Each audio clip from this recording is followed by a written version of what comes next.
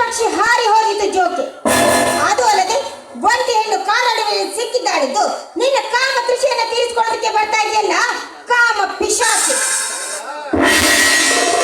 ಕಮಲ, ನಾನು ಬಯಸಿದ ಹೆಣ್ಣುಗಳು ಇಲ್ಲಿಯವರೆಗೂ ತಪ್ಪಿಸಿಕೊಂಡಿಲ್ಲ. ಆದರೆ ನನಗೆ ಕಾಮ ಸುಖ ನೀಡಿದವರೆಲ್ಲರೂ ಸುಖವಾಗಿ ಇದ್ದಾರೆ. ಬಾಚಿನ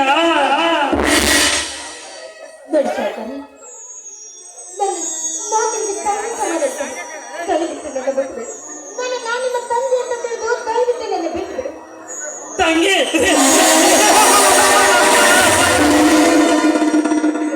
ಕಣ್ಣಿಗೆ ಕಂಡ ಕಣ್ಣೆಲ್ಲರೂ ನನ್ನ ತಂಗಿ. ನನಗೆ ಕಾಮ ತೃಷೆಯನ್ನು ತೀರಿಸುವರು ಯಾರು? ಬಾ ಪ್ರಿಯೆ, ನಿನ್ನಾಗಿ ನಾನು ಮೈಲುಗಟ್ಟಲ್ಲಿ ನಡೆದುಕೊಂಡಿದ್ದೇನೆ. ನಿನ್ನಲ್ಲಿ ಕಾಮ ಸುಖ ಕಾಣಲು ಐತಿಗೆ ಆಟ ಮಾಡಬೇಡ, ಒಪ್ಪಿಕೋ ಬಾ.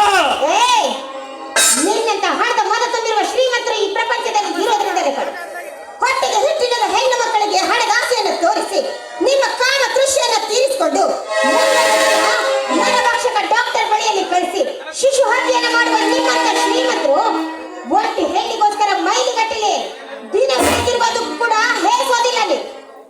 ಕಮಲ ಕಮಲ, ಹೆಚ್ಚಿಗೆ ಮಾತನಾಡಿದರೆ ಹಲ್ಲುಗಳು ಬಿಚ್ಚಿ ನುಚ್ಚಿ ಜೋರಾದ ಉದ್ದಾರಕ್ಕೆ ನಾನು ಯಾರು ಎಂಬುದನ್ನು ಅರಿತು ಮರ್ಯಾದೆಯಿಂದ ಮಾತಾಡು. ಇಲ್ಲಿ ಇರೋದು ಮಲ್ಲಕಂಡ ಶರದ ಕುಡಿ ಲಕ್ಷ್ಮಣ್. ನೀನು ಯಾರು ಅನ್ನೋದು ನಿನಗೆ ಅರಿವಿದೆಯೇನು? ನಮ್ಮಂತ ಬಾಲ್ಸತ ಬಡವರ ಆಸ್ತಿ ಪಾಸ್ತಿಯನ್ನು ಹೊಡೆದುಕೊಂಡು ಇಲ್ಲದ ಕಾಗದ ಪತ್ರಗಳನ್ನ ನರಿಯಂತೆ ಸೃಷ್ಟಿ ಮಾಡಿ ನಮ್ಮ ನೆರಳಿನಲ್ಲಿ ಬದುಕ್ತಾ ಇರುವ ನೀನ್ ಯಾರು ಅನ್ನೋದನ್ನ ನೀನೇ ಅರ್ಥ ಮಾಡ್ಕೊ. ಅದನ್ನ ನೀನೇ ಅರಿವನ್ನು ಮಾಡ್ಕೊ. ಅದು ಅಲ್ಲದೆ ನಿನಗೆ ಮರ್ಯಾದೆ ಬೇರೆ ಇದೆಯೇನು? ನಿನಗೆ ಮರ್ಯಾದೆ ಬೇರೆ ಕೊಡ್ಬೇಕೇನು? ಯಾತಕ್ಕಾಗಿ ಕೊಡ್ಬೇಕು ನಿನ್ಗೆ ಮರ್ಯಾದೆ? ಮುಚ್ಚ ಬಾಯಿ. ಬಡವರಾದ ನಾವು ಅಲ್ಪ ಸ್ವಲ್ಪ ನೆರಳಿನಲ್ಲಿ ಬದುಕ್ತಾ ಇದ್ರೆ ಆ ನೆರಳನ್ನು ಕೂಡ ಕಸಿಕೊಂಡು ಆ ನೆರಳಿನಲ್ಲಿ ನೀರು ಬದುಕ್ತಾ ಇದೆಯಲ್ಲ, ಅದನ್ನು ಕೊಡ್ಬೇಕೆ ನಿನಗೆ ಮರ್ಯಾದೆ? ಒಂದು ಹೆಣ್ಣು ನೀರಿಗೆಂದು ಬಂದ್ರೆ ಅವಳ ಹಿಂದೆ ಬಂದು ಮೈಲಿ ಗಟ್ಟಲೆ ನಡೆದು ಬಂದಿಯಲ್ಲ, ಅದಕ್ಕೆ ಕೊಡಲೇ ನಿನಗೆ ಮರ್ಯಾದೆ ಇಲ್ಲ. ಒಂದು ಹೆಣ್ಣನ್ನ ಕಂಡ್ರೆ ಸಾಕು ಈ ನಿನ್ನ ಕಾಮದ ದೃಶ್ಯನ ತೀರಿಸಿಕೊಳ್ಳೋದಕ್ಕೆ ಮುಂದೆ ಬರ್ತೀಯಲ್ಲ, ಅದಕ್ಕೆ ಕೊಡಬೇಕು. ಯಾವುದಕ್ಕೆ ಕೊಡಬೇಕು ನಿನಗೆ ಮರ್ಯಾದೆ? ಏನು ಅರಿಯದ ಉತ್ತರ ಭೂಗೋಳಂತೆ ನನ್ನ ಮುಂದೆ ನಿಂತು ಬಾಲ ಅಲ್ಲಾಡಿಸ್ಕೊಂಡು ನಿಂತಿದೆಯಲ್ಲ, ಅದಕ್ಕೆ ಕೊಡಲೇ ನಿನಗೆ ಮರ್ಯಾದೆ. ಯಾರು ಇಲ್ಲದ ಈ ಕಾಡಿನಲ್ಲಿ ಅಂದು ತರದು ಎಷ್ಟು ಧೈರ್ಯದ ನಡೆಗೆ ವರ್ತಿಸುವಲ್ಲ. ನಿನಗೆ ಪ್ರಾಣದ ಮೇಲೆ ಆಸೆ ಇಲ್ಲ. ನಿನಗೆ ಪ್ರಾಣ ಬೇಕು ಅಥವಾ ಈ ನಿನ್ನ ಮಾನ ಬೇಕು? ಪ್ರಾಣಕ್ಕೆ ಹೆದರಿಕೊಂಡು ನಿನ್ನಂತ ಕಾಮಕರಿಗೆ ಈ ನನ್ನ ಶೀಲವನ್ನ ಎಂದಿಗೂ ಅರ್ಪಿಸಲಾರಲು ಈ ಕಮಲ.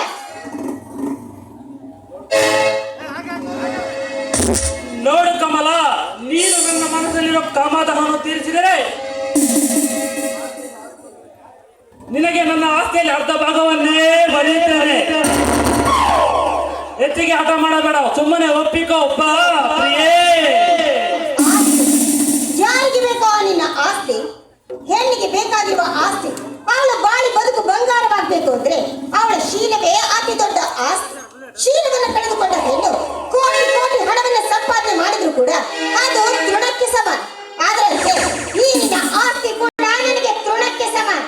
ದೊಡ್ಡ ನನಗೆ ಬಡವರ ಹತ್ರ ಬಾಯಿ ಬಳಿದು ನೀನು ಕಟ್ಟಿಕೊಂಡಿರುವ ಆಸ್ತಿ ಬೇಕಾಗಿಲ್ಲ. ಅದಕ್ಕೂ ಹೆಚ್ಚಿನ ಬೆಲೆ ಬಾಳುವಂತ ಬೆಲೆಗೆ ಕಟ್ಟಕಾಗದೇ ಇರುವಂತ ಆಸ್ತಿ ಅಂದ್ರೆ ನನ್ನ ಶೀಲ. ಆ ಶೀಲ ಬೇಕೆ ಹೊರತು ನಿನ್ನ ಆಸ್ತಿ ಅಂತ ತಲ್ವೋ ಮೂರ್ಖ.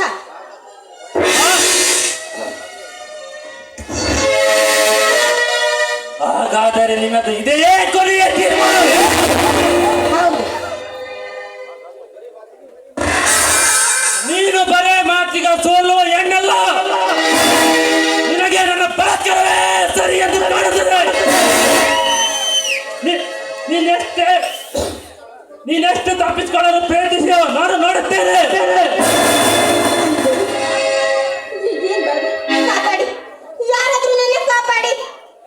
ನಿನ್ನ